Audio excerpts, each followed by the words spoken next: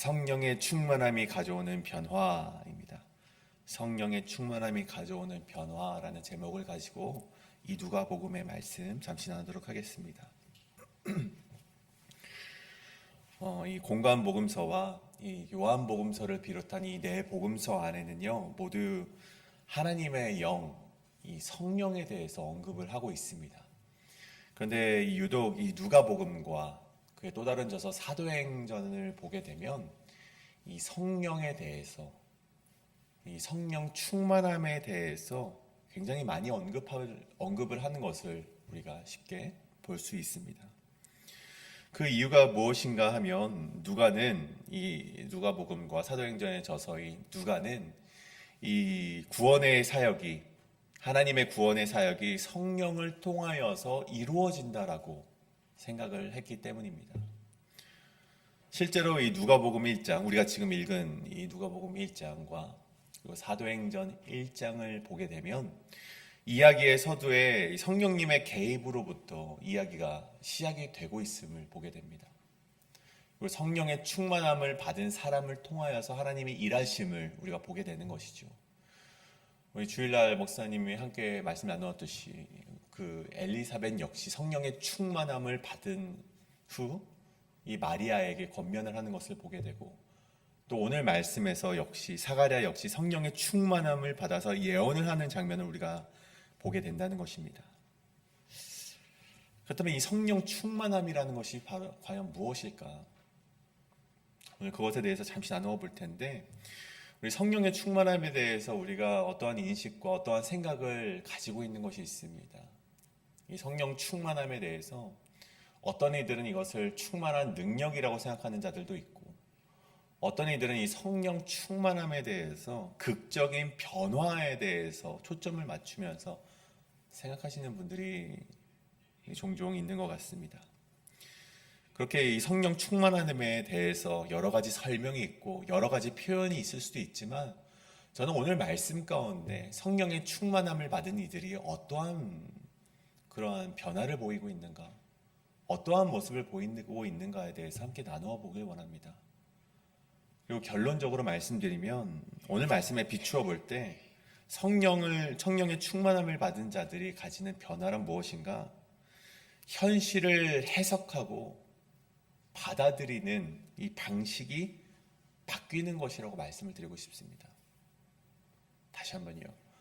이 성령 충만함을 받은 이들이 가지게 되는 변화란 현실을 해석하고 받아들이는 방식이 바뀌는 것이라는 것이죠. 같은 사건을 접하여도 어떤 사람은 이것이 우연찮게 벌어진 일이다라고 말하는 사람이 있는가 반면에, 이 성령 충만한 사람들이 이를 하나님의 섭리라고 받아들인다는 것이죠. 같은 인생을 살아가면서도 누군가는 자기 고집대로 살다가 좌절을 경험하지만, 누군가 하나님의 성령의 충만함을 받은 누군가는 하나님의 뜻을 받아들이면서 그 충만한 삶을 계속해서 살아낸다는 것입니다. 누가복음 1장에 이 성령이 임한 사람들에게 동일하게 변화된 한 가지 공통점을 말한다면 바로 이것입니다. 현실을 해석하는 방식이 달라졌다는 것입니다. 그럼 가장 먼저 엘리사벳을 보십시오. 엘리사벳은요, 늙어서 아들을 낳는 기적을 맞이하게 됩니다. 그런데 엘리사벳은 그것을 단순히 늙은 나이에 가지게 된 출산의 기적으로만 바라보지 않았다는 것이죠. 늙은 나이에 하나님께서 나에게 주신 선물이다라고 바라본 것이 아니라 하나님의 약속의 성취다 라고 그녀가 그것을 바라보았다는 것입니다. 그렇다면 여러분, 우리 마리아는 어떻습니까? 처녀의 몸으로 아이를 갖는 일을 단순히 수태의 신비라고 이렇게 그냥 여기고 넘어간 것이 아니라 46절에 보는 마리아 찬가를 보시면 하나님의 나라가 오는 사건으로서 그녀가 그것을 받아들였다는 것이죠. 그리고 오늘 말씀에 사가랴는 아들이 태어난 것을 단순히 가문의 축복이라는 그런 현실로 바라본 것이 아니라 하나님의 구원의 손길을 발견해내는 계기로 삼게 되었다는 것입니다. 여러분, 저는 이러한 시각의 변화, 곧 성령의 충만함을 받으시고 이 땅의 현실을 하나님의 눈으로 바라보는 일이 여러분 가운데 함께 하시길 간절히 축복합니다. 오늘 본문을 통해서 성령의 충만함이 역사하는 과정에서 어떠한 변화가 일어났는지 자세하게 한번 살펴볼 텐데, 이 두 가지로 우리 살펴보게 될 텐데, 이 말씀을 통하여서 우리 역시 그러한 변화를 우리가 경험하시고 그러한 시각의 변화가 여러분의 삶 가운데 우리가 가득하시기를 간절히 축복합니다.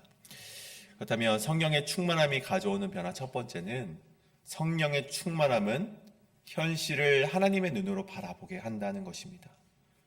성령의 충만함은 현실을 하나님의 눈으로 바라보게 한다. 우리 가장 먼저 57절 보시면 엘리사벳이 아들을 낳게 되고, 여기 말씀의 59절에 보면 이 아들의 장명을 놓고 이제 이름을 짓는 일을 놓고 함께 이야기하고 있는 것을 보게 됩니다. 여기서 우리가 이 두 가지 유대의 풍습을 우리가 이 말씀을 통해서 알 수가 있는데, 첫 번째는 이 아이에게 이름을 지어주는 것을 이웃 모두가 참여를 한다는 것이 바로 유대인의 첫 번째 풍습이었습니다. 이 다윗의 할아버지가 누구입니까? 오벳이지 않습니까? 오벳 역시 그 이름을 지을 때 그냥 그 아버지가 지은 것이 아니라 이웃 모두가 참여하여서 이 오벳으로 짓는 것이 좋겠다라고 말을 하는 장면이 바로 룻기에 나오게 되죠. 이것이 바로 첫 번째 유대인이 가졌던 풍습 중 하나였습니다. 그렇다면 두 번째로 이 59절을 통해서 알 수 있는 유대인의 풍습은 무엇인가 하니, 이 아버지의 이름을 따라서, 아니면 이 친족 중에 그 큰 업적을 세운 사람들의 이름을 따서 그 아이의 이름을 짓는 것이 유대인의 풍습 중 하나였다는 것을 우리가 오늘 59절의 말씀을 통해서 알게 됩니다. 그래서 이 사가랴 역시 제사장 중에 유명한 자였기 때문에 정말 그 아들의 이름 역시 사가랴라고 짓는 것이 어떻겠냐라는 제안을 오늘 말씀 속에서 우리가 발견해낼 수 있는 것이죠. 하지만 오늘 엘리사벳의 태도를 보십시오. 사가랴라고 이름을 짓는 것이 어떻겠냐라고 이웃들이 함께 와서 이름을 짓고자 하였을 때 엘리사벳은요, 그것을 단호하게 거절을 합니다. 그리고 이름을 요한이라 지을 것을 그가 주장을 하죠. 근데 물론 지금 당시에서는요, 저도 아이의 이름을 지을 때 양가 부모님이 이렇게 지었으면 좋겠다라고 했지만 저희는 다 거절을 하고 우리가 짓고 싶은 대로 지었습니다. 지금에서야 그런 것이 굉장히 흔하지만 이 당시에서 엘리사벳이 이렇게 거절을 했다는 것, 그리고 요한이라는 이름을 짓겠다라고 말을 했다는 것은요, 생각보다 용기 있는 발언이었습니다. 가문에 전승되는 이름을 짓는 것이 전통이었던 유대 관습에 대한 엘리사벳의 도전이기도 했고요. 또 한 가지는 가부장적인 유대 문화에서 여성이 이렇게나 거절의 의사를 표현하는 것은 사실 어떻게 보면 있을 수 없는 일이었죠. 하지만 그녀는 이 천사를 통하여서 받은 이 요한이라는 이름을 그가 짓기를 주장을 강력하게 하였고, 심지어 지금 말하지 못하는 사가랴 역시 서판을 가져와서 그 이름을 썼을 때 요한이라는 이름으로 짓겠다라고 하는 것을 보면서 사람들은 그것을 보며 경이롭게 여기며 그렇게 이제 짓는 것에 대해서 인정을 하게 되는 것을 우리가 말씀을 통해서 보게 됩니다. 근데 오늘 말씀을 보면서 뭐 이거 단순하게 이름을 짓는 문제인데 그냥 부모한테 맡기면 되지, 그 요한이라고 이름 짓는 것이 뭐 어렵다라고 생각할 수 있겠지만, 사실 이 당시에 우리가 모두 잘 알고 계시듯 이름을 짓는다는 것은요, 곧 존재의 의미를 표현하는 것과 마찬가지였습니다. 아이의 이름을 아버지의 이름으로 짓는 것은 가문을 잇는 일인 것이고 인간의 업적을 드러내는 일인 것인데, 그것을 거절하고 오늘 요한이라는 이름, 여러분 요한이라는 이름의 뜻이 무엇입니까? 하나님은 은혜이시다라는 이름 아닙니까? 그 이름으로 그들이 짓겠다라고 그들에게 선포한 것은요, 이 아이가 사가랴의 가문을 잇는 것이 아니라 하나님의 은혜를 드러내는 존재로 키우겠다라는 그들의 선포가 담겨 있다는 것입니다. 사람들은 이렇게 전통과 관습을 따르려 하지만, 여러분 보십시오. 오늘 이 성령 충만함을 받았던 엘리사벳과 사가랴는요, 전통과 관습을 따르기보다 하나님의 은혜를, 하나님의 계획을 따르는 것을 보게 된다는 것입니다. 사람들은 이 아이는 자가랴의 아들이라고 말을 하지만 성령에 충만한 사람들은요, 이 아이는 하나님이 세운 선지자다, 하나님의 은혜다라고 받아들이게 된다는 것이죠. 여러분, 자가랴 역시 처음부터는 의심이 많은 사람이었습니다. 원래부터 이런 사람이 아니었죠. 여러분, 천사가 다가와서 그에게 아이를 주겠다고 했을 때 그가 의심이 많아서 여러분 그것을 믿지 못했을 때 그의 말문이 막히게 됩니다. 그리고 그 결과로 말할 수 없는 침묵의 시간을 그가 한 9개월 정도를 보내게 되었죠. 여러분, 저는 이것을 우리의 삶과 한번 연결해 보길 원합니다. 성령님께서 우리에게 충만하게 내주하지 아니하실 때는요, 마치 사가랴가 하나님의 성령의 충만함을 받지 못했을 때는요, 내가 살아온 전통과 관습대로 살아갈 수밖에 없다는 것입니다. 여러분, 이건 완전히 불행한 일이야. 하나님, 그거는 정말 있을 수 없는 일입니다. 혹은 나는 하나님이 충만하게 임재하지 않으셨을 때는요, 어떠한 현실을 바라볼 때 있을 수 없는 일, 이거는 실패할 수밖에 없는 일, 정말 이거는 불행한 일이라고 바라볼 수밖에 없겠지만, 성령님께서 우리 안에 내주하실 때라면 그 현실을 바라보는 우리의 시각이 완전히 달라진다는 것이죠. 있을 수 없는 일이 하나님이 임재하시는으로 말미암아 하나님의 구원의 사역을 위하여서 하나님께서 반드시 행해야 될 일로 받아들이는 그 시각의 변화가 일어날 수 있고, 나에게 버거운 일이 하나님이 함께 하시면 가능한 일로 바뀌는 그 시각의 변화가 일어날 수 있게 된다는 것입니다. 여러분, 의심이 많은 사가랴가 요한이라는 이름을 받아들이는 순간 어떠한 일이 일어납니까? 그의 혀가 풀리고 말을 하게 되면 67절에 가장 먼저 성령의 충만함을 받아 하나님을 찬양하게 되었다는 것입니다. 저는 이것이 오늘 저와 여러분이 경험하시는 성령의 충만한 신비가 되시길 간절히 소원합니다. 여러분, 늙은 나이에 잉태를 시키겠다는 그런 터무니없는 하나님의 약속 앞에 우리 모두가 만약 지금 우리에게 그런 말씀을 하신다면은 그 말씀은 의심은커녕 여러분 믿지도 아니하시겠죠. 여러분 믿음을 저버릴 때도 있겠지만, 여러분 반대로 생각했을 때, 여러분 그 터무니없는 말씀이 우리에게 주어졌을 때, 정말 우리가 믿기 힘든 그 말씀이 주어졌을 때, 여러분 이 힘든 삶 가운데, 어려운 삶 가운데 정말 이렇게 이 땅 가운데 영악하게 살아가야지만 살아남는 이 세상 가운데 하나님이 정말 순수한 말씀을 우리에게 주셨을 때, 하나님 그렇게 살면은 이 세상 살아내지 못합니다라고 말할 만한 그런 터무니없는 말씀을 주셨을 때,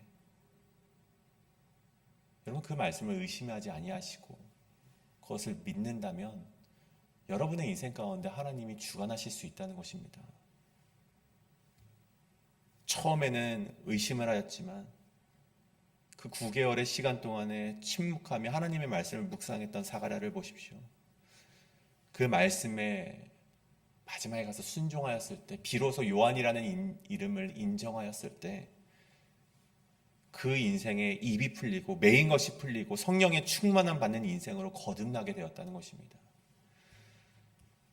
말씀에 순종할 때 그것이 일어날 줄로 믿습니다.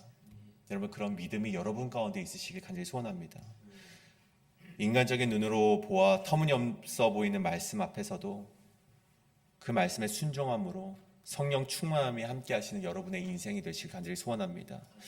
그렇다면 두 번째로, 성령의 충만함이 가져오는 변화 두 번째는, 성령의 충만함은 자신의 이야기가 아닌 하나님의 이야기를 하게 한다는 것입니다. 성령 충만함은 자신의 이야기가 아닌 하나님의 이야기를 하게 한다. 사가랴는요, 약 한 9개월 정도의 시간을, 침묵의 시간을 보내게 되었습니다. 그리고 오늘 말씀에서 요한의 이름을 인정하였을 때 그의 입이 열리고 가장 먼저 하나님을 찬송하게 되었죠.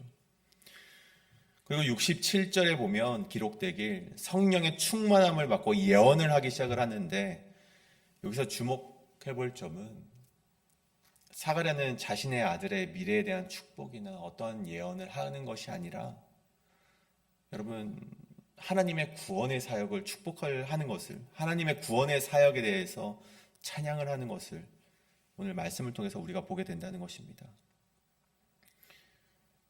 여러분, 대부분의 부모라면 여러분 오랫동안 기다려온 그 아들을 앞에 두고 있다면 여러분 아들을 축복하는 것이 먼저가 되지 않겠습니까? 세상에 그 어떤 부모라도 정말 그 모습을 보면서 그 자녀를 축복하고 싶지 하나님을 축복하는 부모는 그리 많지 않을 거라고 저는 생각을 합니다. 사가랴는 요한의 인생을 거론하기보다 앞서서 하나님의 구원의 역사를 선포하였다는 것입니다. 이 아이의 탄생을 한 가정의 기쁨이 아니라 이스라엘의 구원을 위한 사건으로서 사가랴가 이것을 바라보았다는 것이죠. 여러분, 이때 당시의 상황을 잠시 우리가 한번 살펴보겠습니다. 이 당시 이스라엘은요, 로마의 식민 지배를 받고 있었습니다. 그리고 분봉왕 헤로드 왕을 통해서 통치를 받고 있었는데, 이 헤로드 왕 역시 자신의 어떤 의로움으로 정말 그들을 다스렸다기보다는 정말 그가 하고 싶은 대로 그 마음에 완악한 그 마음대로 이스라엘을 통치하면서 이스라엘 백성들을 못살게 굴었던 왕이 헤로드 왕이었죠. 그 중에 이 두 가지 정도 악독한 행위가 무엇인가? 이스라엘이 보기에 악독한 행위는 아론의 자손에게만 주어질 수 있는 대제사장의 권위를요, 그 직을요, 자신이 마음대로 선출을 하게 됩니다. 대제사장이 그 가문에 따라서 그 지파 아론의 그 피를 잇는 그 사람만이 대제사장이 될 수 있는데 그것을 끊어버리고 자신이 원하는 사람을 대제사장직에 세워서 자신의 마음대로 그것을 이룩했던 자가 바로 이 헤롯 1세였고, 또 유대인의 환심을 사기 위해서 예루살렘 성전을 확장을 하게 되는데 그 예루살렘의 성전을 하나님의 규례대로 짓는 것이 아니라 로마식으로 짓게 되고, 또 그것을 공사하는 이들을 어떤 이제 유대인을 쓰는 것이 아니라 정말 그냥 일반 이방인들을 데려와서 그 성전을 짓는 정말 그런 만행을 저지른 것이 바로 헤롯 1세라는 것이죠. 그러니까 신앙의 중심주로서의 성전이 아니라 어떤 정치적인 목적을 가지고 정치적인 선언전을 하기 위해서 세웠던 것이 바로 이 예루살렘 성전, 그 헤롯의 그런 의도였다는 것입니다. 이런 헤롯의 만행으로 인해서 영적인 침체기를 경험하고 있던 것이 바로 이 시대의 이스라엘이었습니다. 근데 이러한 암담하고 이런 어려운 시기 속에서 사가랴는요, 자신의 아들이 태어났을 때 가장 먼저 선포했던 것이 하나님의 구원이 반드시 성취될 것이라고, 정말 모두가 보는 이 앞에서 당당하게 이 예언의 말씀을 선포했다는 것입니다. 68절을 보십시오. 찬송하리로다 주 이스라엘의 하나님이여 그 백성을 돌보사 속량하시며 우리를 위하여 구원의 뿔, 예수 그리스도를 말하는 것이죠. 그 종 다윗의 집에 일으키셨으니 이것은 주께서 예로부터 거룩한 선지자의 입으로 말씀하신 바와 같이 우리 원수에게서와 우리를 미워하는 모든 자의 손에서 구원하시는 일이라. 여러분, 비록 하나님의 계획이 다 드러난 것이 아닙니다. 아직 예수 그리스도가 와서 어떻게 그 사역을 이룰지를 우리가 알지는 못하지만 사가랴는요, 그분의 구원이 반드시 이루어질 것임을 확신하며 나아갔다는 것입니다. 암담한 현실 속에서도 하나님의 약속이 이루어질 것을 믿으며 선포하는 것이 바로 자신의 아들을 낳은 상태에서 그가 가장 먼저 선포했던 기쁨이라는 것입니다. 여러분, 저는요, 이것이 바로 성령 충만함이 주는 시각의 변화라고 말씀을 드리고 싶습니다. 여러분 보시면 76절에 가서 그제서야, 마지막에 가서야 이제 요한에 대한 이야기를 잠시 이제 사가랴가 하게 되는데 여전히 핵심 내용이 요한이 아닙니다. 여러분 보십시오. 요한의 역할은 단순히 말씀에 지극히 높으신 이의 선지자임을 오늘 사가랴가 선포를 하고 있습니다. 요한이 메시아라는 것을 아님을 선포하는 것이고, 단순히 나의 아들은요, 장차 오실 지극히 높으신 이의 길을 예비하는 자라는 것을 사가랴가 선포하는 것을 보게 됩니다. 그리고 그의 길을 그렇게 준비할 때 78절에 이로써 돋는 해가 위로부터 우리에게 임하고, 79절 어둠과 죽음의 그늘에 앉는 자에게 비치고 우리의 발을 평강의 길로 인도하시리로다 하니라. 여러분 보십시오. 결국 사가랴는요, 요한의 이야기를 하는 것처럼 보이지만 결국 끝에서는 예수 그리스도를 선포하는 것으로 그 말씀을 맺게 된다는 것이죠. 여러분, 이것이 바로 느지막이 태어난 아들을 앞에 둔 사가랴의 선포였다는 것입니다. 자신의 늦둥이 아들을 바라보면서 그 아이의 미래에 대한 기대와 희망을, 축복을 말하기 대신에 하나님의 구원의 역사를 그는 당당하게 선포했다는 것입니다.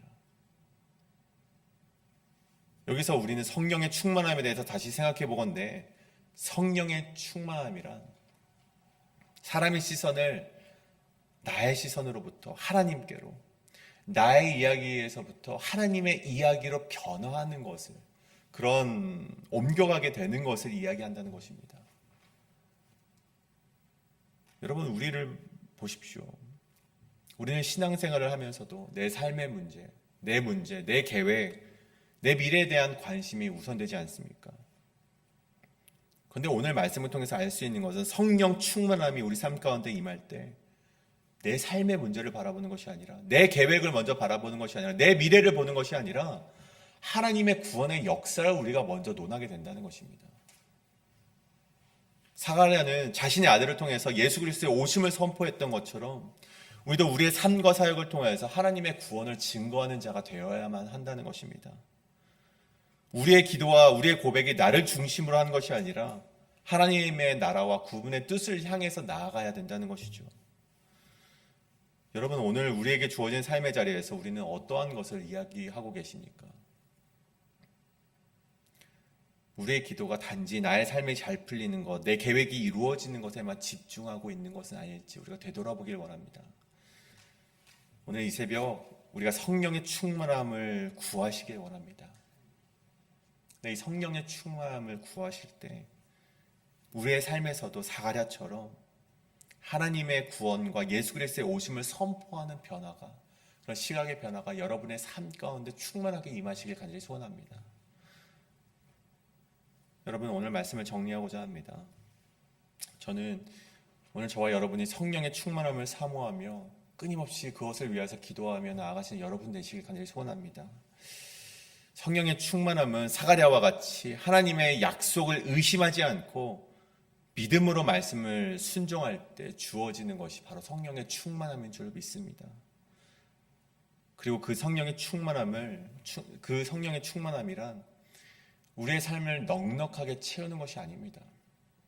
성령의 충만함이란 정말 내가 세상적인 충만함을 얻는 것이 아닙니다. 우리가 오해하지 않기를 원합니다. 이 성령의 충만함이란 오늘 말씀에 빗대어 다시 한번 말씀드리면 우리의 시선을 변화시키는 것입니다. 우리의 이야기보다, 나의 이야기보다 하나님의 이야기를 말하게 하고 우리의 계획보다 하나님의 구원의 역사를 선포하게 하는 인생이 되는 것이 바로 성령 충만한 자의 인생임을 여러분이 기억하시길 바랍니다. 그래서 오늘 우리도 사가랴처럼 성령 충만함을 받아 우리 삶 속에서 하나님의 구원을 선포하시며 하나님이 하시는 일을 더욱 깊이 바라보시는 여러분 되시길 간절히 소원합니다.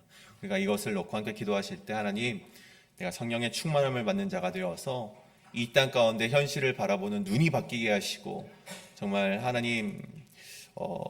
하나님의 계획보다도 내 입을 통하여서 정말 하나님의 나라를 선포할 수 있는 때가 되게 하여 주시옵소서라고 시간 함께 통성으로 기도하며 나아가시겠습니다.